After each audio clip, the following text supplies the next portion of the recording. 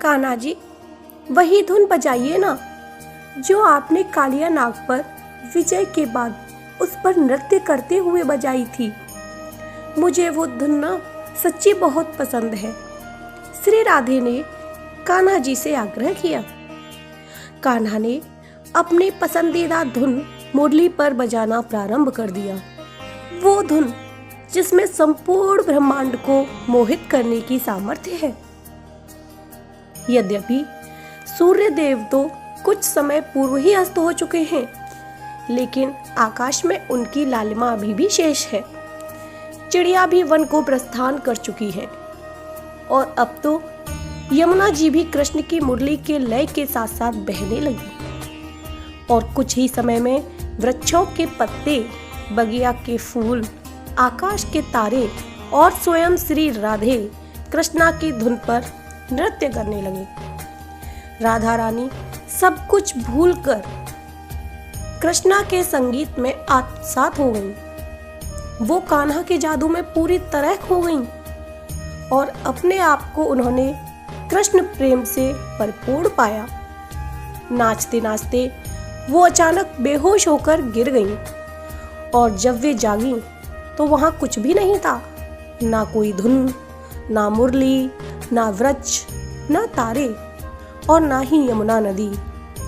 वहां पर ना ही कृष्णा ही थे, ना ही संगीत और ना ही कोई जादू और ना ही कोई परिपूर्ण प्रेम।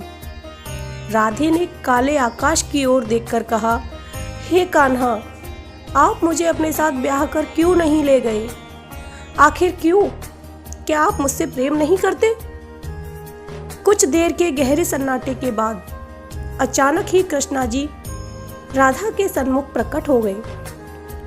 उन्होंने बोला, मैंने वादा किया था राधे, जब भी तुम मुझे याद करोगी, मुझे अपने सामने पाओगी। मुझे अपने सवालों के जवाब चाहिए कान्हा। श्री राधे ने अश्रु भरे नैनों से कहा।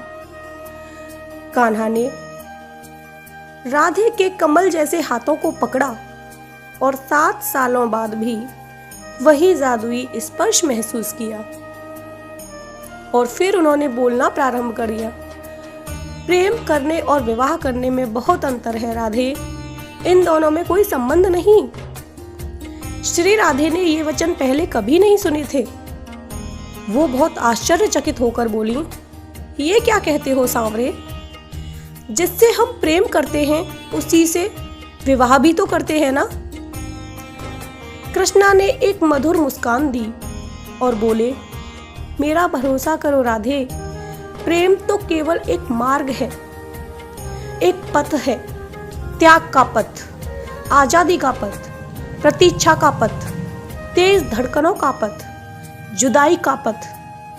प्रेम की कोई मंजिल नहीं होती राधे, जबकि विवाह की तो शुरुआत ही होती है एक नए मुकाम के साथ। विवाह कोई पथ नहीं है, एक मंजिल है। इसमें त्याग है ही नहीं, इसमें स्वार्थ है, एक दूसरे के साथ का स्वार्थ। इसमें आजादी नहीं, विवाह में तो बंधन है आपस का। इसमें इंतजार नहीं, अधिकार है।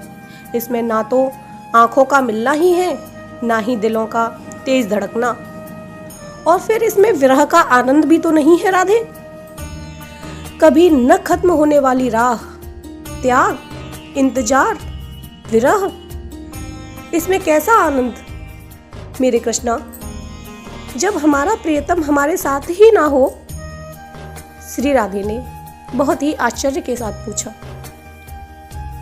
कान्हा फिर बोलने लगे, मैं हजारों विवाह कर चुका हूं का राधे, लेकिन तुम्हारे वियोग का एहसास उनके साथ रहने से कहीं ऊपर है। हम केवल उन्हें ही याद करते हैं जो हमारे साथ नहीं है। हमें बस उसी का इंतजार रहता है राधे जो हमारे पास नहीं है। हम बस राह तक ही चलते हैं और मंजिल पर जाकर रुक जाते हैं। प्रेम तो इंतजार की राह पर जीवित रहता है राधे। विवाह की मंजिल तो उस यात्रा को रोक ही देती है। राधा रानी एकटक होकर कान्हा जी की गहरी आंखों में देखे जा रही थी। क्योंकि उन्होंने कभी वियोग के इस पहलू पर विचार तक नहीं किया था। कृष्णा उन्हें प्रेम और जीवन का नया ही दृष्टिकोण दिखा रहे थे। कान्हा ने फिर समझाया, खेल का आनंद खेल के समाप्त होने तक ही रहता है राधे। त्योहारों का आनंद उनके इंतजार में ही है। खुद ही सोचो राधे, दिवाली का आनंद उसकी तैयारी करने में है और दीप जलाने में है, या फिर उसका पूरा होने पर। रास लीला की तैयारी और उसके होने के आनंद में हमें जो आनंद आता था वो उसके पूरा होने के बाद कहाँ आता था। राधे, मैंने तुमसे विवाह न करके कुछ भी गलत नहीं किया है।